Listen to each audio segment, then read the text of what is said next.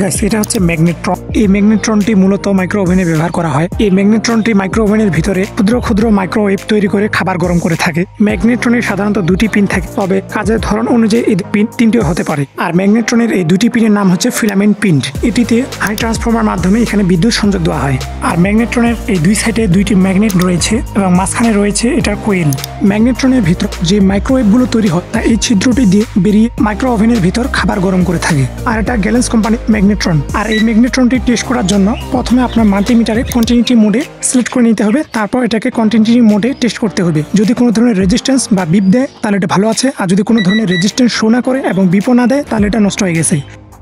Everyone, যারা এরকম technical related video পছন্দ করে থাকেন বা মোবাইলের বিভিন্ন ধরনের প্রবলেম সলভিং ভিডিও পছন্দ করে থাকেন, তাদের প্রতি আমার রিকোয়েস্ট থাকে আমার ইউটিউব চ্যানেল থেকে অবশ্যই আপনারা ঘুরে আসতে পারেন। আর যদি আমার ভিডিওগুলো ভালো লাগে তাহলে অবশ্যই আমার ইউটিউব চ্যানেলটিকে সাবস্ক্রাইব করে এবং ভিডিওতে লাইক দিয়ে পাশে থাকবেন।